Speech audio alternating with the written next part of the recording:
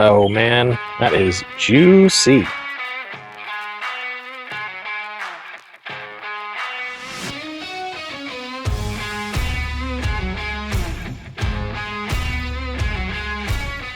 So for this sausage today, what we're going to do is use Chud's Barbecue's Nice and Plump sausage mix. It is a pre-packaged spice blend that is meant for 5 pounds of sausage. So we have 5 pounds of chunked up pork butt that I'm going to add this to. The only thing I'm going to tweak, I'm going to add some curing salt, which I'm going to weigh out exactly 0.25% of the exact weight of the meat, because you don't want to mess with curing salt. If you use too much, it can really ruin your day. Also, I want to bring a little heat to this party, so I'm going to add just a little bit of cayenne pepper to kick things up a notch, going for more of an andouille type flavor. So let's get started. So here we have our 5 pounds of chunked up pork butt.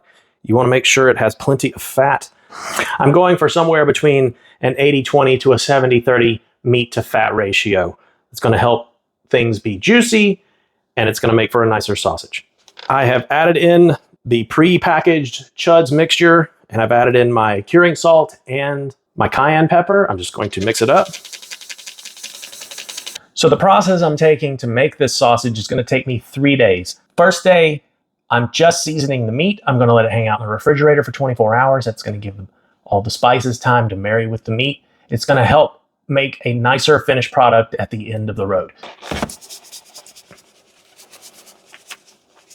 You want to take some time, make sure all of the seasoning is adhered to the meat.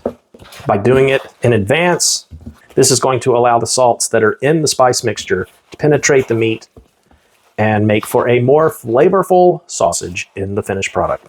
The meat is thoroughly seasoned. I've transferred it to this container, which is now going to hang out in the refrigerator overnight, and we will pick this up tomorrow. Here we are 24 hours later. I have taken the meat out and laid it out on this tray. It's now going to go into the freezer for 45 minutes to an hour, just so it starts to stiffen up. You don't want it completely frozen. You just want the meat to be slightly below 30 degrees, right? 29, 30 degrees in that realm. The reason for that, when you run it through the meat grinder, it's going to help the fat stay intact and not smear, which is going to produce a better finished product. So into the freezer for 45 minutes. Meat has been in the freezer for an hour, so let's go ahead and check that temperature. Right at 28 degrees, right where I need it. So let's get to grinding. Got all my grinder parts. They have been in the freezer for 24 hours. That is really critical. It's going to help everything stay nice and cold. This is the all metal KitchenAid attachment. It comes with 3 plates.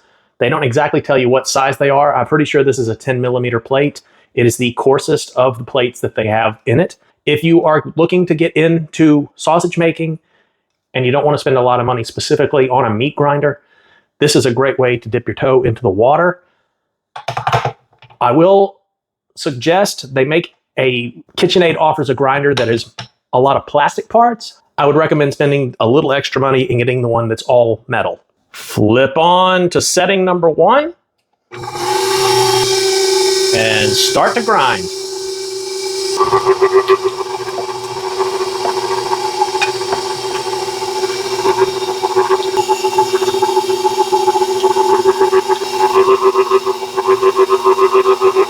So I didn't catch this on camera, but right at the end, I grabbed several ice cubes. I put them through the grinder. That helps to push through any remaining meat that may be stuck in here and wouldn't come out otherwise. Also, because it's ice, obviously it's going to help to keep the meat cold, which is what you want. Next up, I'm going to add some liquid. I'm just adding water into this. We're going 10% liquid based upon the weight of the meat. You can use water, you can use heavy cream, you can use beer. There's all kinds of things you can use, but for this application here, it's an easy sausage recipe. I'm going with water. And now we're just going to start mixing it up. We want it all to kind of come together. Get some protein extraction. We want things to get tacky. So what we're trying to do is get some of it to stick to your hand. So the way you do that, going to get it on there, and you're going to basically try to shake it off of your hand. So there's that. I think we got what we need. Time to stuff this in a casing. And before I forget, another little piece of advice I'll give to you, especially if you're new to sausage making. Once we are at this stage before we case the sausage, this is a good time to make a little patty, fry it up in a pan. Just make sure your seasonings are right. I'm not going to do that this time because we are using the prepackaged sausage seasoning. So I'm just going to go with it as is at this point, and whatever will be, will be. Another little tidbit. One thing I've learned that helps me greatly is to make sure to clamp this to my countertop because it will begin to move and it will make your life miserable. I just clamp it on the one side and that usually is enough to hold it in place. So let's get to stuffing. You want to pack this in here tight. You don't want any air. One thing I like about this stuffer, it's got 2 settings on it. So this is a faster setting for going up and down. You're going to want to bring the meat all the way out to the end of the horn. And there we go. Switch to the other crank, which is slower. Get your hog casings. You're going to want to soak these in water at least minimum 12 hours in advance, preferably 24 hours in advance. They're usually going to come salt packed. These are 32 to 35 millimeter hog casings. You're going to take your casing, you're going to find the end of it, open it up, get your fingers wedged in there just a little bit, kind of open the casing. Now you're going to run some water through it. This is not only going to rinse out the inside of the casing, it's also going to detangle it. You'll find out if you have any holes in the casing. And this one looks like it's pretty good. So get a little water, lube up the horn, and you're going to slide this right on. Going to tie a knot in the end. Make sure that you kind of push it forward a little bit. You're going to want to prick the casing to let any air out. So I use a corn holder. One other little piece of advice, I'm going to put some ice down on my tray to help keep everything cold. And we're going to start casing. You want to put a little bit of resistance on it, not a bunch, just enough. And you're filling the casing thoroughly. You don't want to fill it so much that it gets overstuffed because that will cause you to have a blowout.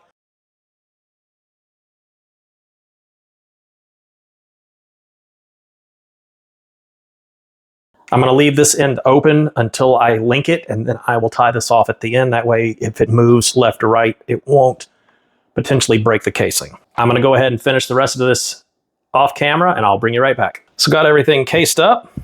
Now it's time to link. The way I go about doing this, I have marked off on my tray here, this is a 6-inch link, and this is a 7-inch link. I think I'm just going to do 6-inch links. So we're going to measure out, and we're going to pinch. Now, the reason I pinch is so that I can make a link, but there's 2 ways to go about this. You can start twisting here, twist forward, so that means the next one has to twist backwards, or to save time, you can pinch here, bring your pinch right there, pinch again, and then just start rolling forward. So you're linking every other one, and I find that saves me some time. You just want to go around enough to where you feel like it's pretty taut and tight. All right, good. Again, pinch. This is part of the reason I want to leave this end open, because if I start pinching here and things are too crammed in, the casing is going to blow out. So at least this way, the meat has somewhere to go. Then we'll just take this and we will tie it tight.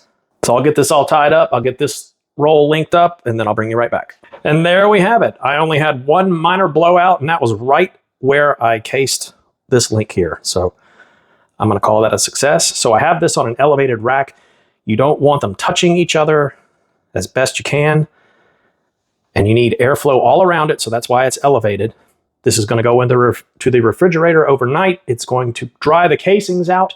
And then tomorrow we are going to cold smoke these things. It is the next day, and as you can see, these casings have had a time to dry out. The meat has gotten a little bit darker. It's time to take them out to the pit. We're going to run the pit today at 130 to 140 degrees. Now I know I said this would be a cold smoke, and technically a cold smoke is somewhere closer to like 90 to 100 degrees, but for simplicity's sake, I'm calling this a cold smoke. We're going to leave it on the pit for 3, maybe 4 hours. We're going to get some nice color on it, and we're going to pull it off before it starts to render fat. If you start to render fat in this process, it's really going to mess things up. So Keep a watch on the temp. About 150-ish. We're gonna pull it off and cool it down. I still have the sausage linked up. The reason for that, I don't want it to unwind by cutting it.